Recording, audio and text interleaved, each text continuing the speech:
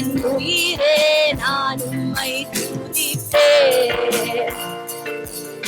என் உயிரே நான் உம்மை துதிப்பேன். அல்லேலூயா அல்லேலூயா ஆராதனை. அல்லேலூயா ஆராதனை. கரங்களை உயர்த்தி ஆராதனை. அல்லேலூயா ஆராதனை. என் உயிரான இயேசு என் உயிரோடு கலந்து என் உயிரே நான் உம்மை உயிரே நான் உம்மை துதிப்பேன். பாருங்க பிரியமானவர்களே, ரோமையர் 12:1 சொல்லுகிறது, கடவுளுக்கு உகந்த தூய உயிருள்ள பலியாக நம்மை நாமே படைக்க வேண்டும் என்று சொல்லுகிறது. அதுதான் ஒரு புத்தியுள்ள ஒரு வழிபாடு, புத்தியுள்ள ஒரு ஆராதனை என்று இறை வார்த்தை மிகவும் தெளிவாய் சொல்லுகிறது. இந்த கடைசி வேளையில, ஆராதனையின் கடைசி பகுதியில நம்மளுடைய ஆவி ஆத்மா சரீரத்தை ஆண்டவருக்கு ஏற்ற உயிருள்ள பலியாய் நாம் அர்ப்பணித்து இந்த ஆராதனை பகுதியை நாம் முடிக்கலாமா? ஆராதனை ஆராதனை ஆராதனை ஆராதனை ஆராதனை ஆராதனை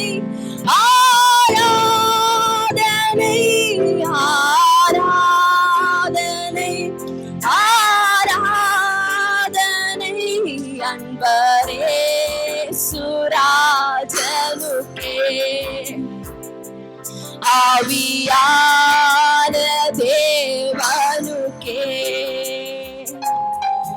உமக்குகந்த தூய பலியா இந்த உடலை ஒப்பு கொடுத்தேன். உணர்ந்து சொல்லுவீங்களா? உமக்குகந்த தூய பலியா இந்த உடலை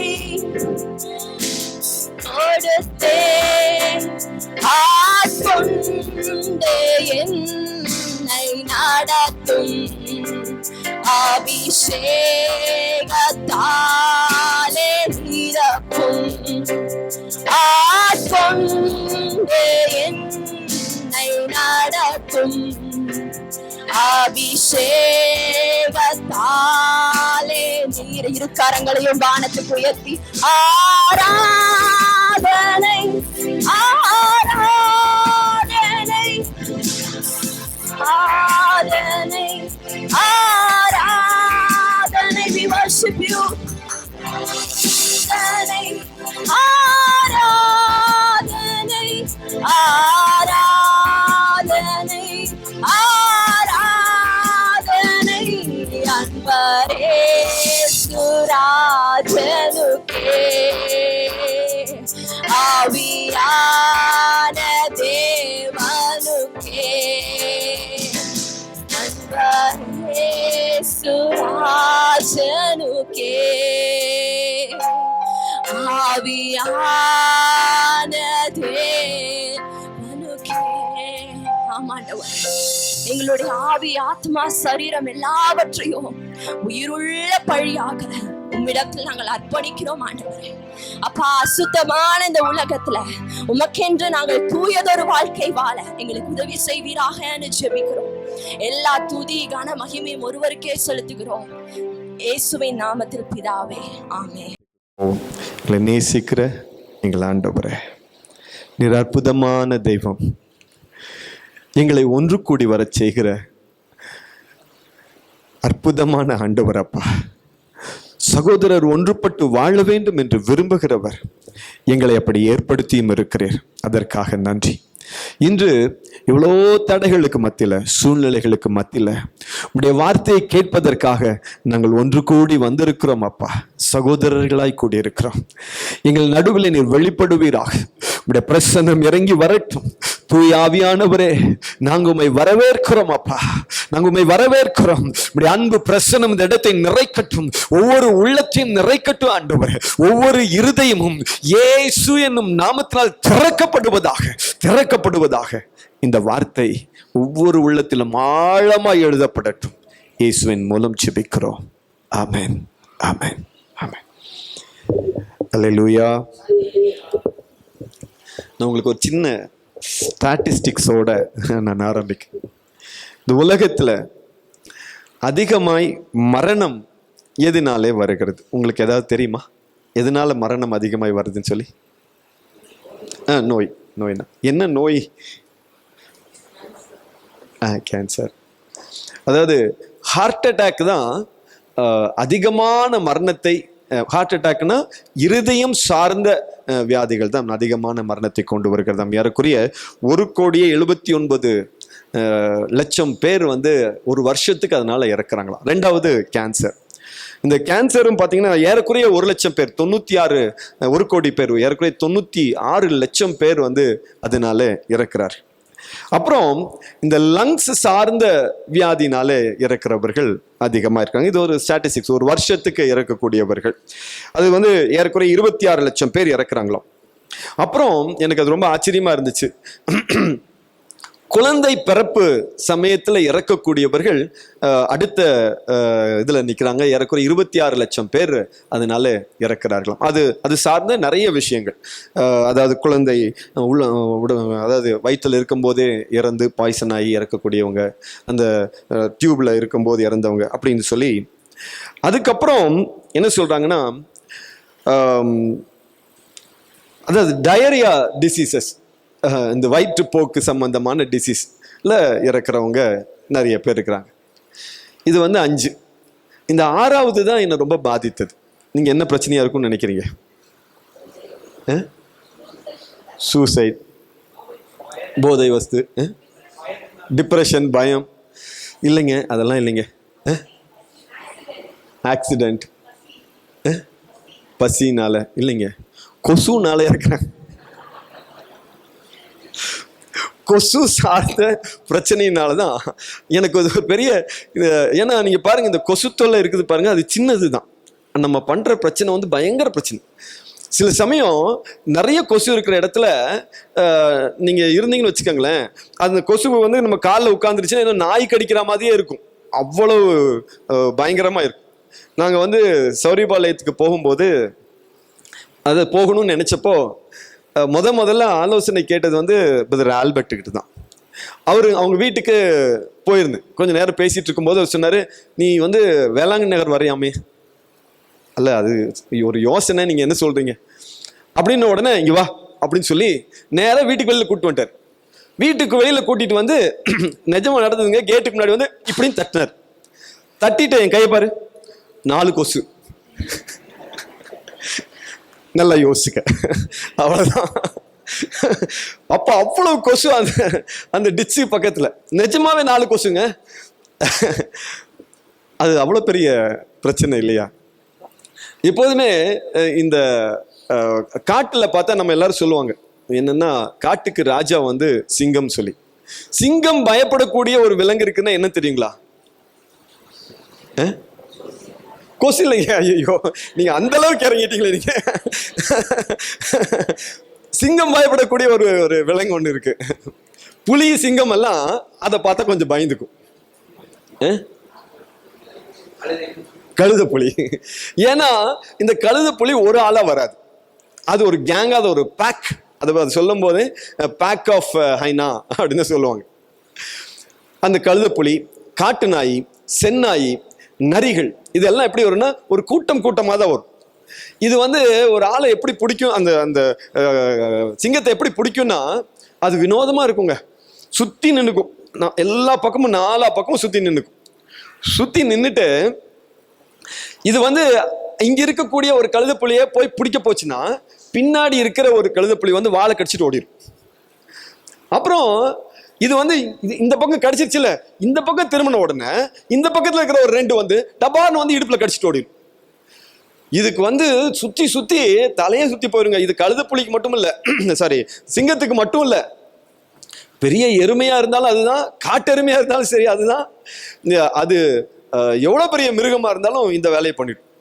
அதனால புலி வந்து அதோடைய இறைய பிடிச்சிருச்சு வச்சுக்கோங்க, பிடிச்சிட்டு பாதி வெளியில ஓடிட்டு இருக்கும் போது பக்கத்துல மரம் இருந்துச்சுன்னா அவசரமா இறையோட ஓடும். எதுக்கு? எப்பன்னா கழுதுப்புலி வந்துச்சுன்னா, ஒரே ஒரு கழுதுப்புலி வந்துச்சு, ஏன்னா அது ஒரு சத்தம் கொடுக்கும், அப்படின்னு ஒரு சத்தம் கொடுக்கும், அப்படியே கேங்கே வந்துடும். பக்கத்துல வந்து எதுவும் இல்லைன்னா பேசாம என்ன பண்ணுன்னா இறைய விட்டுட்டு ஓடிடும் புலி. அப்ப எந்த அளவுக்கு டேஞ்சரான ஒரு மிருகம் பாருங்க அது. இது ஒரு விதமான ஒரு யுக்தி. நம்முடைய ஆன்மீக வாழ்வில் சில சமயங்கள்ல பொல்லாத பிசாசு இப்படி ஒரு யுக்தியை பயன்படுத்துகிறான். இதை நம்ம இனம் கண்டு கொள்ள வேண்டும். என்னன்னா, பெரிய பிரச்சனை எல்லாம் கிடையாது, சின்ன பிரச்சனை 5. இந்த சின்ன பிரச்சனையில ஒரு பிரச்சனைய நம்ம ஹேண்டில் பண்றதுக்குள்ள பின்னாடி வாழை பிடிச்சி கடிச்சு வச்சிரும். நம்ம இதை துரத்துருவோம், போயிடும். அது இதை போய் துரத்துறதுக்கு முன்னாடி அது வந்து திருப்பி கடிச்சிடும். இது என்னன்னா, நம்ம சீக்கிரமா டயர்ட் ஆக்கிரும், நம்ம சோர்ந்து போக பண்ணிடும். சில சமயங்கள்ல ஒரு ஒரு வீடியோ ஒன்று பார்த்தேன்.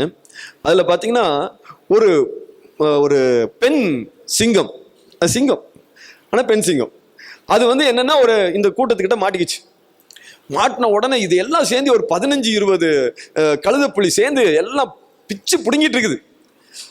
இது வந்து அப்படியே என்ன செய்யறதுன்னு தெரியாம உட்கார்ந்துருச்சு. ஏன்னா பின்னாடிதான் அது கடிக்கும். உட்கார்ந்துட்டு நகரவும் முடியல, எங்கேயும் போக முடியல. ஆனா நல்ல வேலை பாத்தீங்கன்னா, இது ஒரு கத்துச்சு பாருங்க. அந்த உருமனதுல, பயத்துல உருமனதுல அந்த ஆண் சிங்கம் வந்துச்சு.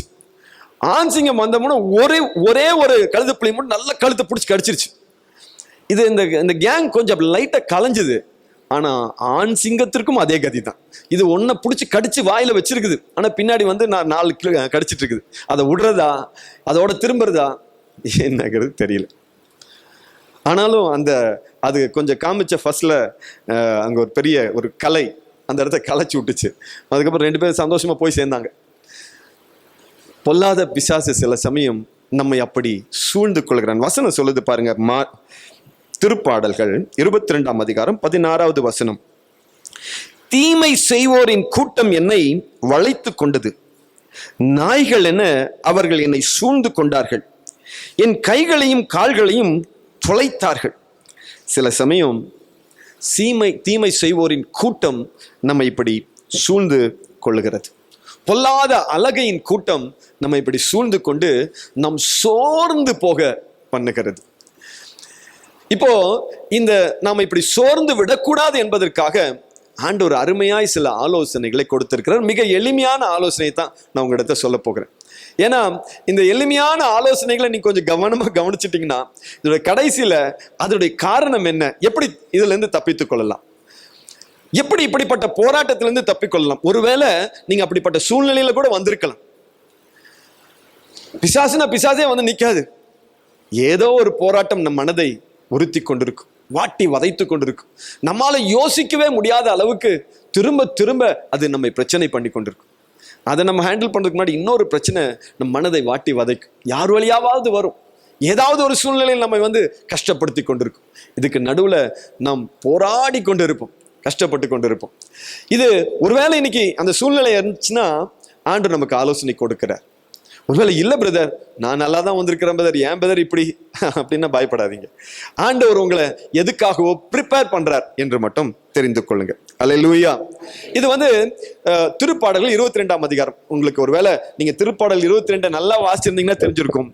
அதுல மிக முக்கியமா நல்லா கூர்ந்து கவனிச்சீங்கன்னா, ஆண்டவராகிய இயேசு கிறிஸ்து சிலுவையின் பாடுகளை சந்திக்கும் போது அவருக்கு ஏற்பட்ட சில விஷயங்களை இங்க ப்ராஃபட்டிக்கா சொல்லப்பட்டிருக்கும், அதிகமாய் சொல்லப்பட்டிருக்கிறத இந்த அதிகாரம் முழுவதும் வாசித்து பார்த்தீங்கன்னா உங்களுக்கு தெரியும். திருப்பாடல் 22:4 வாசிப்பு.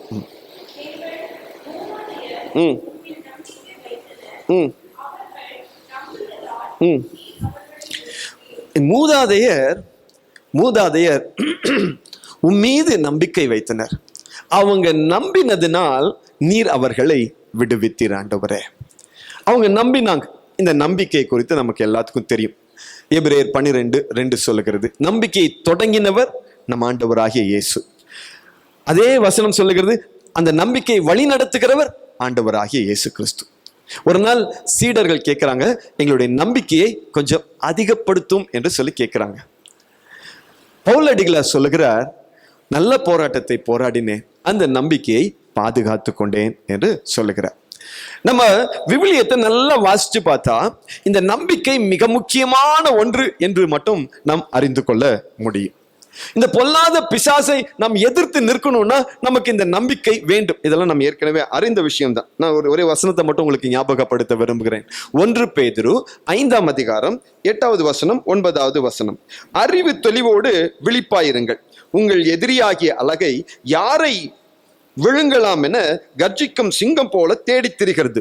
அதுக்கப்புறம் சொல்றாரு, அசையாத நம்பிக்கை கொண்டவர்களாய் அதனை எதிர்த்து நில்லுங்கள்.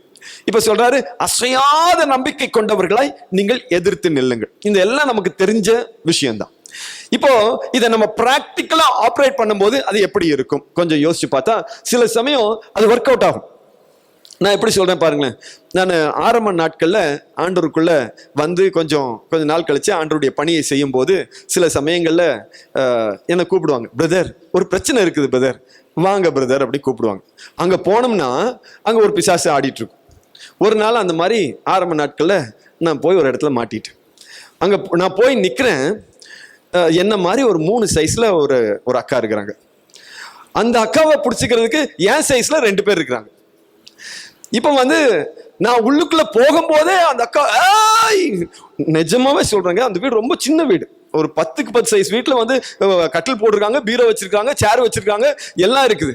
அதுல இருக்கிறதே சின்ன இடம். அந்த அக்கா பார்த்து என்னை எட்டி ஒரு உதைச்சதுன்னா நான் கதவுக்கு வெளியில தான் வந்து விழுவேன். நான் உள்ளுக்குள்ள போன உடனே நடுநடுங்கி போயிட்டேன். ஏன்னா எனக்கு சேஃப்டிக்கு 2 பேர் தான் இருக்கிறாங்க. அவங்க 2 பேரு 2 கை இப்படி பிடிச்சிருக்காங்க. அவங்க கொஞ்சம் வயசுல மூத்தவங்க வேற. இப்போ அதை பார்த்த உடனே, ஆண்டவரே இப்படி நான் தனியா வேற போயிருக்கிறேன். அவங்க ஏதாவது முன்னாடியே விஷயத்த சொல்லியிருந்தா நம்ம கொஞ்சம் முன்னேற்பாடோடு ஒரு 2 பேருக்கு சேஃப்டி கூட்டு போயிருக்கலாம். அதுவும் இல்லை, வாங்கன்னு சொல்ல நான் போக. இப்போ பாருங்க, சரி வேற வழி இல்லை, வந்துட்டோம், இன்னும் ஜெபம் பண்ணி தான் ஆகணும். அது நான் போன உடனே அது ஆரம்பிச்சிருச்சு. இப்போ வந்து ஜெபம் பண்ண ஆரம்பிச்ச உடனே ஒரே ஆட்டம். நான் பாதி நேரத்தை ஒரு இடி என்ன, நான் கீழே போய் விழுந்துட்டு, ஆண்டவரே என்னை காப்பாற்றும். இப்ப வந்து ஜெபம் வந்து பிசாசு போனுங்கிறதுக்குள்ள என்ன காப்பாத்துங்க ஆண்டவரே, எப்படியாவது நான் தப்பிச்சு இங்கிருந்து வெளியில போகணும் ஆண்டவரே. அப்புறம் பாருங்க, போராட கண்ணீரோட நான் கத்துறேன், இயேசுவின் நாமத்தினாலே போவாயாக. கத்தியன் தொண்டையெல்லாம் கட்டிடுச்சுங்க. ஒன்னொன்னா போகுது. பாத்தீங்கன்னா கொஞ்ச நேரத்துக்கு அப்புறம் ஒரு ரிலீஃப் என்னன்னா, அது அப்படியே மதிமயங்கி கீழே விழுந்துன. அப்பாடா, சரி நம்ம ஜெபம் பண்ணி முடிச்சிடலாமா. அப்புறம் மேல ஒரு மனசுக்குள்ள, நீங்க ஊழிய அலுவலகத்தை கூட்டிட்டு வாங்க, அங்க சரி பண்ணிடலாம் அப்படின்னு சொல்ல நினைக்கிறதுக்குள்ள கடைசியா ஒரு ஜெபம் செய்ய முடிப்போனா அது உடனே மறுபடியும் ஆட ஆரம்பிச்சு. என்னடா வம்பு, இப்பதானே ஒண்ணு போச்சு. 6 போயிடுச்சுங்க. 6 போனதுக்கு அப்புறம் நானும் டயர்டு, அந்த 2 பேருமே டயர்டு. இப்ப கடைசியா வந்து அந்த சீனை மட்டும் போட்டோ எடுத்து வச்சிருந்தா அது ஒரு பெரிய ஹிஸ்டரியே ஆயிருந்திருக்கும். என்னன்னா, அவங்க 2 பேரும் கையை பிடிச்சிட்டு 2 பேரும் கீழே கிடக்குறாங்க. நானு அந்த பொண்ணோட கையை பிடிச்சிருக்கேன், நல்ல கையை இருக்கமா பிடிச்சிருக்கிறேன். இப்போ நான் ஆண்டவர்கிட்ட கண்ணீரோடு ஜெபம் பண்றேன், ஆண்டவரே என்ன காப்பாத்துங்க ஆண்டவரே, இந்த பிசாசு எப்படியாவது போக வைங்க. நான் என்ன சொன்னாலும் கடைசி பிசாசு மட்டும் போகவே மாட்டேங்குது, என்ன சொன்னாலும் போக மாட்டேங்குது. ஜெபம் கட்டுறேன்னு சொல்லியாச்சு, நான் எரிக்கிறேன்னு சொல்லியாச்சு, அந்நிய பாஷையில பேசி பார்த்து ஒன்றும் வேலையாகல. கடைசியா ஆண்டவர்கிட்ட கேட்டப்போ, ஆண்டு நல்ல வேலை ஆவியானவர் எனக்கு ஒரு ஆலோசனை கொடுத்தார். ஆண்டவரே இந்த பெண்ணை மன்னிங்கன்னு சொல்லி நீ ஜெபம் பண்ணு. சரிங்க ஆண்டவரே, கையை பிடிச்சி, ஆண்டவரே இந்த பொண்ணை மன்னிச்சிருங்க. நல்ல வேலைங்க, அது ஒரே ஒரு வார்த்தை தான் சொன்னேன். சொன்ன உடனே அப்படியே வாந்தி எடுத்து கீழே விழுந்ததுதான். அதுக்கப்புறம் எந்திரிக்கவே இல்லை. அல்லேலூயா. வெளியில வந்ததுக்கு அப்புறம் பல நாட்கள் எனக்கு யோசனை, யாராவது பிசாசுன்னு சொன்னாலே, ஆண்டவரே ஆள் என்ன சைஸ்ன்னு கேட்க முடியுமா, ரூம் என்ன சைஸ்ன்னு கேட்க முடியுமா, கூட எத்தனை பேர் இருக்கிறாங்கன்னு கேட்க முடியுமா, ஒன்றும் முடியாது. ஆனாலும் போறது. ஒரு நாள் எனக்குள்ள ஒரு விசுவாசம் வந்துச்சு. என்னன்னா, நம்ம வந்து பாட்டு பாடி தொண்டை கட்டுது, பரவாயில்ல, ஆண்டவரை துதிச்சு பிரசங்கம் பண்ணி தொண்டை கட்டுது, ஒன்றும் பிரச்சனை இல்லை. ஆண்டவருக்காக பிசாசுக்காக தொண்டை போறதா? அன்னைக்கு ஒரு முடிவு பண்ணேன். ஆண்டவர்கிட்ட சொன்னேன், இனிமே இந்த பிசாசு கிட்ட நான் கத்த மாட்டேன். போனா இயேசுவின் நாமத்தினால போனும் அமைதியா சொல்லுவேன், அது போயிடணும். அதுதாங்க கடைசி. அதுக்கப்புறம் பிசாசுன்னு சொன்னா ஆளே கூட்டிட்டு போறது இல்லை, சும்மா போறது. நீ எவ்வளவு பெரிய ஆள வேணா இதுக்கு ஒரு விசுவாசம் தான். இன்னைக்கு போய் நான் சொல்லுவேன் இயேசுவின் நாமத்தினாலே போவாயா, அவ்வளவுதான், அது போயிடும். நான் போவேன். சமீபத்துல கூட ஒரு வீட்டுக்கு கூப்பிட்டாங்க, அதே மாதிரி வீடு, ஆனா அந்த பொண்ணு கொஞ்சம் சின்னதுதான். போன உடனே அங்க நிறைய பேர் இருந்தாங்க, எல்லாத்தையும் வெளியில போங்க சொல்லிட்டு 2 பேர் மட்டும் இருங்க. ஜோம் பண்ண ஆரம்பிச்சோன்னு ஆயின்னு வந்துச்சு, இயேசு நாமத்துல போவாயா. ஆனா அந்த விசுவாசம் தாங்க, அந்த விசுவாசத்துக்கு அந்த பிசாசு சத்தமே போடாம போயிடுச்சு. 5 நிமிஷம் தான் போனேன், திரும்பி வந்துட்டு. அன்று இரவு அந்த பெண் நல்லா தூங்கினது. விசுவாசம் சில சமயம் இந்த பிசாசை மேற்கொள்ள உதவி செய்கிறது. அல்லேலூயா. ஆனா இது ஒரு பார்ட்டா வச்சுக்கோங்க. நமக்கு சில சமயம் பிசாசை மேற்கொள்ள நமக்கு விசுவாசம் அவசியம். திருப்பாடல் ஆசிரியர் இன்னொன்னு சொல்றார், வாசிப்போம். திருப்பாடல் 22:9-10. உம்மை அவர்கள் வேண்டினார்கள், விடுவிக்கப்பட்டார்கள். உம்மை அவர்கள் நம்பினார்கள், ஏமாற்றப்படவில்லை. உம்மை அவர்கள் வேண்டினார்கள். வெறும் விசுவாசத்தை மட்டும் வச்சுட்டு நம்ம செயல்பட முடியாது. நீங்க நல்லா கவனிச்சீங்கன்னா பிசாசுடைய ஃபர்ஸ்ட் அட்டாக் என்னன்னா, இந்த ஃபெய்த்தை அப்படியே ட்ரென்ச் பண்றதுக்கு தான் ஒர்க் பண்ணுவான். ஏன்னா நம்மளுடைய முயற்சி ஃபர்ஸ்ட், செகண்ட், தேர்ட் முயற்சிகள்ல நமக்கு திரும்ப தோல்வி வந்துருச்சுன்னா நமக்கு அந்த விசுவாசத்தை ஆப்ரேட் பண்ண முடியாத ஒரு சூழ்நிலை வரும். இப்போ நம்ம என்ன பண்ண வேண்டிய ஆண்டவர் விரும்புகிறார்னா, அதுக்கு நடுவுல நம்முடைய விசுவாசத்தை ஸ்டேபிளா வைத்துக்கொள்ளணும், அவ்வளவுதான். இப்போ நம்ம ரோட்ல போகும்போது நம்ம பாக்குற நாயை பாருங்க, நீங்க பயந்து ஓடுறீங்கன்னா பின்னாடியே வரும். நின்னுட்டீங்கன்னா நீ யாருப்பா, எனக்கு தெரியலையே, நான் ஒண்ணு செய்யலையே அப்படிங்கிற மாதிரி திரும்பி போகும். அது அவ்வளவுதான், வெரி சிம்பிள். ஆனா இந்த டெக்னிக் தெரியலன்னு வச்சுக்கோங்க, நம்ம ஓடிட்டே இருப்போம், அது நம்ம துரத்திக்கிட்டே இருக்கும். முடிஞ்சா அது நம்ம ஒரு 2 கடி வேணாலும் கடிச்சு பார்க்கும். ஆமா, அது வரைக்கும் நம்ம விட்டு கொடுக்கறதெல்லாம் நம்ம கையில இருக்கு. சரி, இப்போ இந்த ஃபெய்த்தை நம்ம ஸ்டேபிளா வைத்துக் கொள்ள வேண்டும். 1. 2வது சொல்றாரு பிரேயர். இப்போ ஜெபம். இந்த ஃபெய்த் சில சமயம் இருக்கும், ஆனா பிரேயர் இன்னும் கொஞ்சம் கம்மியா இருக்கும். நான் அதுக்கு ஒரு சின்ன எக்ஸாம்பிள் சொல்றேன் பாருங்களேன். ஒரு நாள் எனக்கு நடந்த ஒரு அனுபவம். அப்போ என்னுடைய 2வது பொண்ணு கொஞ்சம் சின்ன பாப்பா. அதுக்கு அப்போதான் ஒரு 4 வயசு இருக்கும், இல்லை 3 வயசு இருக்கும், சாரி 2 வயசு இருக்கும். அப்போ தவழ்ந்து அப்படியே சின்னதாக நடக்கும், அந்த மாதிரி இருக்கு. அப்போ அது என்ன பண்ணுதுன்னா, ஒரு நாள் நைட்டு தூங்கவே இல்லை, அழுதுகிட்டே இருக்குது. ஏன்டா இப்படி அழுகுதுன்னு தெரியல. அவங்களும் டயர்டு, நானும் டயர்டு. மணி 1 மணிக்கு மேலே ஆயிடுச்சு. அப்போ கொஞ்ச நேரத்தில் அவங்க அசந்துட்டாங்க. நான் அரை மயக்கத்தில் இருக்கிறேன், தூங்கிடுவோம் போல இருக்கு. ஆனால் இவங்க ஃப்ரெஷ்ஷாக இருக்கிறாங்க. எங்க மேலே ஏறுறது, கீழே உழுகிறது, சத்தம் போடுறது, அழுகிறது, கத்துறது. இப்போ நான் அப்படி படுத்துட்டே இருக்கிறேன். நான் படுத்திருக்கிற இடத்துல இருந்து பார்க்குறேன் எங்க கதவு. அந்த கதவு நைட்டு நேரத்தில் காத்து வரக்கூடிய இடமும் கூட கிடையாது, லேசா திறக்குது. அங்க ஒரு பிசாசு நிக்குது. அது it is about to enter, உள்ளுக்குள்ள நுழைய போகுது. நான் அதை பார்க்குறேங்க, கண்ணில் பார்க்குறேன். ஆனால் செம்ம டயர்டு. நான் அந்த டயர்டில் நான் சொல்கிறேன், இயேசு நாமத்தினால உன்னை கட்டுக்கிறேன், போ, தூக்கிட்டேன். இப்போ பாருங்க, இவங்க என்ன பண்ணாங்கன்னா, இதுக்கப்புறம் சரி தொட்டிலில் போட்டு ஆட்டலாம்னு சொல்லிட்டு தொட்டிலில் கொண்டு அப்படி படுக்க வச்சாங்க. அதாவது தொட்டில் தொங்கிட்டு இருக்க தொட்டில் படுக்க வச்சு டொம்முன்னு தொட்டில் கீழே வந்துருச்சு. விழுந்த உடனே வீல் கத்துனா, அந்த கத்துனதுல நான் எந்திரிச்சிட்டேன். எந்திரிச்ச உடனே எனக்கு தெளிவு வருது, பார்த்தமே பிசாச. இதுக்கப்புறம் இதை தூக்கி அதை ஒரு மாதிரி சரி பண்ணி படுக்க வச்சு 2 பேரும் ஆவில நிறைந்த கத்துறோம், பொல்லாத பிசாசை உன்னை கடிந்து கொள்ளுங்க, கட்டுகிறேன். நாங்க சத்தம் போட்டுட்டு தூங்கிச்சு. அல்லேலூயா. சில சமயம் நம்முடைய ஜெபம் பாருங்க, பொல்லாத பிசாசு அங்க அசைய பண்ணுகிறது. அதனால பிசாசு ஃபர்ஸ்ட் ஃபெய்த்தை டேமேஜ் பண்ணிட்டாலே அதோட சீக்வன்ஸ்ல இருக்கக்கூடிய இந்த பிரேயர் டவுன் ஆக ஆரம்பிச்சிடும். இப்போ நம்ம பிரேயரும் எப்படி இருக்கும்னா, ஸ்டேபிளா கட்டாயமாய் இருக்க வேண்டும். ஒரு வசனத்தை நம்ம பார்த்துறோம், திருப்பாடல்கள் 86. என் துன்ப நாளில் உம்மை நோக்கி மன்றாடுகின்றேன், நீரும் எனக்கு பதில் அளித்தீர்.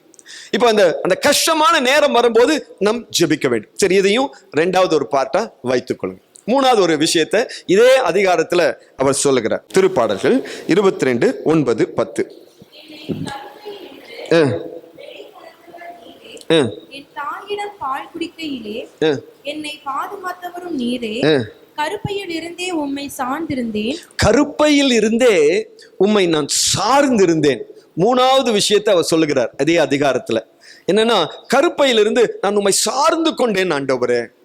நீங்க பைபிளை நீங்க நல்லா வாசிச்சு பார்த்தீங்கன்னா தெரியும் உங்களுக்கு. 2 கொரிந்தியர் 1ஆம் அதிகாரம் 9வது வசனம், எங்களுக்கு மரண தண்டனையே விதிக்கப்பட்டது போன்ற உணர்வு ஏற்பட்டது. பவுல் சொல்லுகிறார், நாங்கள் எங்களை எல்லாம் இறந்தோரை உயிர்த்தெழச் செய்த கடவுளை நம்பி இருக்க வேண்டும் என்பதற்காகவே இவ்வாறு நிகழ்ந்தது. இது ஆங்கில விவிலியத்துல நீங்க வாசிச்சு பார்த்தீங்கன்னா அந்த கடவுளை நம்பி இருக்க, அது என்ன சொல்லுதுன்னா, we might not rely on ourselves but God.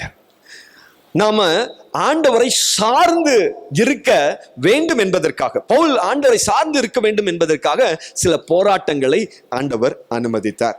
இப்போ பைபிள் என்ன சொல்லுதுன்னா, திருப்பாடல் ஆசிரியர் என்ன சொல்றாருன்னா, ஆண்டவரே நான் உம்மை சார்ந்து இருக்க வேண்டும், நான் சார்ந்து இருக்கிறேன், உம்மை சார்ந்துதான் இருக்கிறேன். கருப்பையிலிருந்து பாருங்க, உம்முடைய பிரசன்னத்தை சார்ந்து இருக்கிறேன்.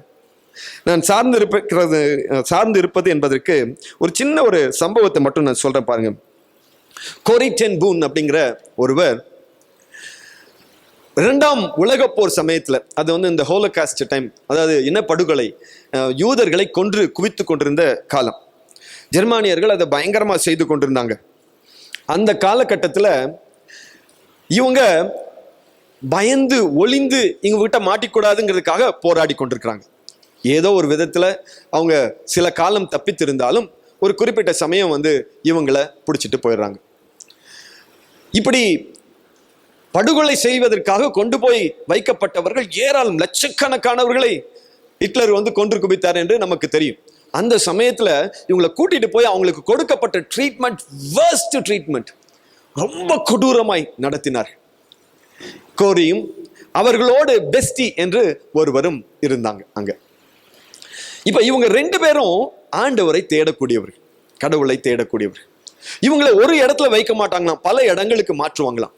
ஒரு விதமான ஒரு போராட்டத்துல இருக்காதான், பல விதமான கஷ்டங்கள்ல கொண்டு போய் நிறுத்துவாங்களாம்.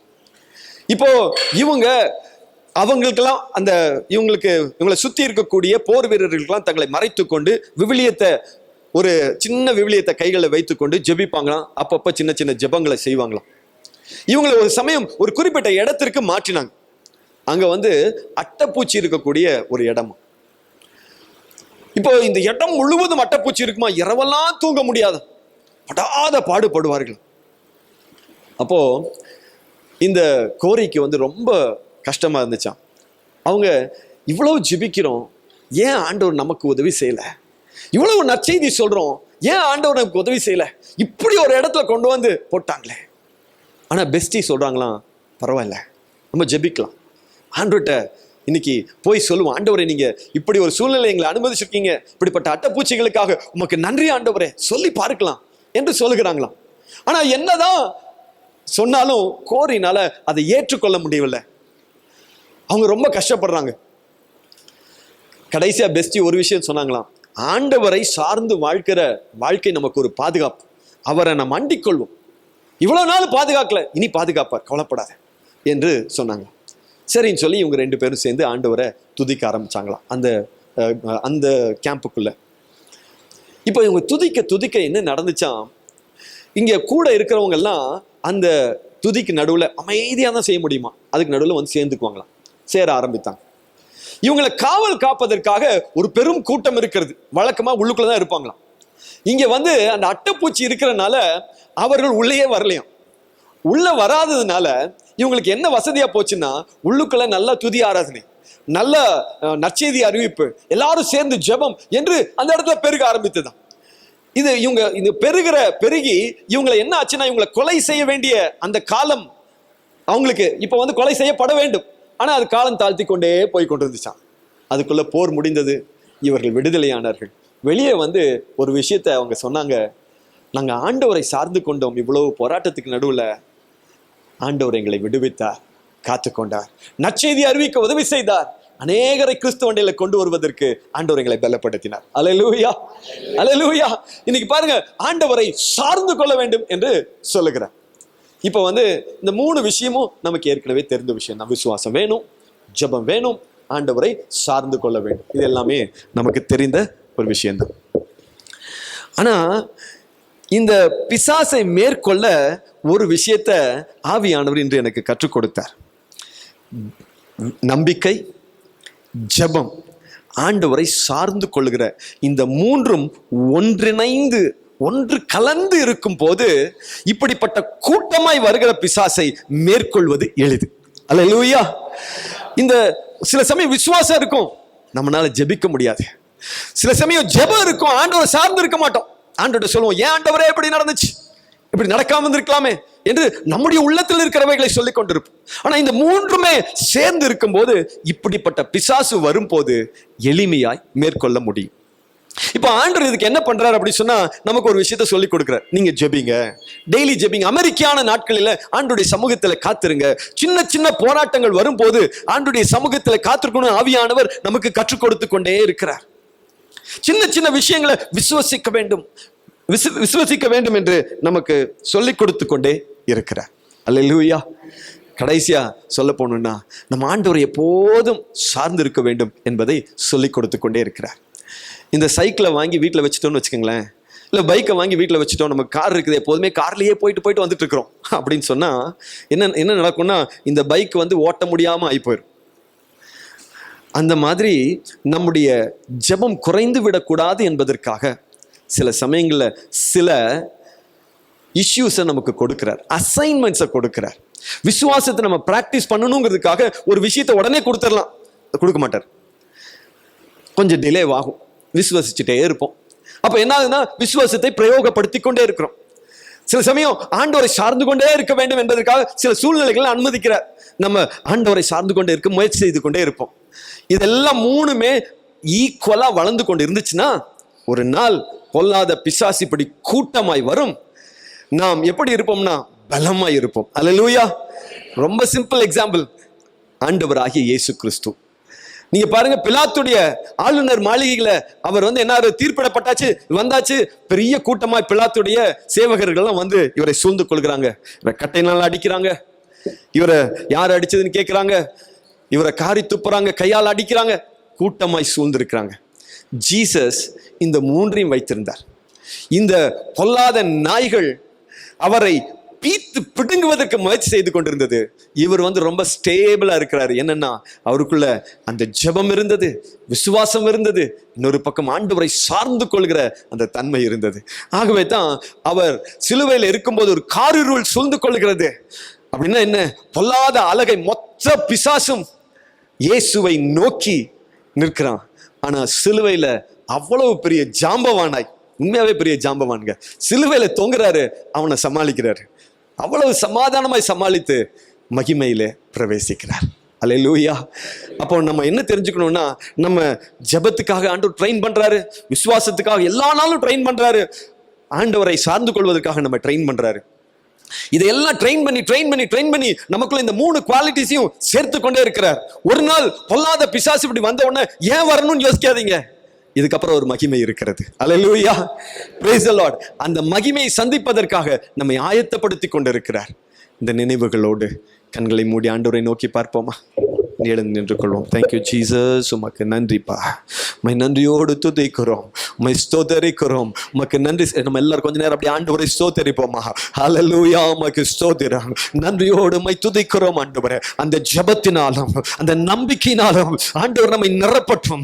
Thank you Jesus. ஏதோ ஒரு பெரிய காரியத்தை செய்வதற்காக ஆண்டவர் நம்மை நடத்தி செல்லுகிறார். ஆண்டவர் நம்மை நடத்தி செல்லுகிறார். அவருடைய கிருபை ஏற்கனவே இறங்கி வந்திருக்கிறது. ஆண்டவர் நம்மை ஏற்கனவே பலப்படுத்தி இருக்கிறார். இன்று உன்னோடு கூட தான் பேசுகிறார், உன்னோடு கூட தான் பேசுகிறார், உன் உள்ளத்தோடு கூட பேசுகிறார். உன்னுடைய உள்ளத்தில் புலம்பல் இருக்கிறது, ஏன் இது இப்படி நடந்து விட்டது என்று திரும்ப உன்னுடைய உள்ளத்துக்குள்ள இருந்த புலம்பலுக்கு ஆண்டவர் பதிலாக இதை சொல்லி இருக்கிறார். ஹல்லேலூயா. ஏன் காலம் தாழ்த்தப்படுகிறது, ஏன் என் விசுவாசம் சோதிக்கப்படுகிறது, ஏன் என்னால ஜெபிக்க முடியல? நீ சோர்ந்து போகாத, போராடு, ஜெபத்துல போராடு, நம்பிக்கையை காத்துக்கொள், ஆண்டவரை சார்ந்து கொள். ஆண்டவர் உன்னை பலப்படுத்த விரும்புகிறார். ஏதோ ஒரு மகிமைக்காக உன்னை ஆயத்தப்படுத்திக் கொண்டிருக்கிறார். இருக்கிறார். இந்த நேரத்தில் நன்றி மாத்திரம் சொல்லுவோம். இயேசுவே நன்றி என்று சொல்லுவோம். ராஜாவே நன்றி என்று சொல்லுவோம். இயேசுவை உயர்த்துவோம். ஹல்லேலூயா. மகிமையின் ராஜாவே உமக்கு நன்றி. இரக்கத்தின் தெய்வமே நன்றி. இப்பொழுது ஒரு தேவ பலம் வருவதாக. பொல்லாத அழகின் வல்லமைகள் இயேசுவின் நாமத்தில் வீழ்வதாக ராஜா, வீழ்வதாக ராஜா. ஒரு ஜெயம் உண்டாவதாக, ஜெயம் உண்டாவதாக. ஒரு ஜெயத்தின் கரம் இறங்கட்டும் ஆண்டவரே. ஒரு தேவ பலம் இறங்கட்டும். நன்றி ராஜா.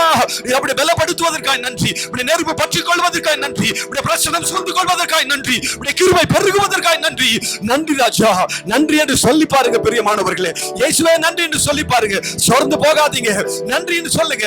இயேசுவே இந்த நாளுக்காக நன்றி, இந்த சூழ்நிலைக்காக நன்றி, இந்த வேதனைக்காக நன்றி, இந்த போராட்டத்துக்காக நன்றி. பொல்லாத அழகை நடுங்கட்டும், பொல்லாத பிசாசு நடுங்கட்டும், உன்னுடைய தந்திரங்கள் நடுங்கட்டும். அன்று வைத்திருக்கிற மகிமை மனதுக்குள் வைத்துக் கொள்ளுங்க. ஹல்லேலூயா. உமக்கு ஸ்தோத்திரம். நீர் ஆசீர்வதியும். இயேசு கிறிஸ்துவின் ஈடு இணையற்ற பெயரால் ஜெபிக்கிறோம். நீங்கள் நல்ல தகப்பனே. ஆமென்.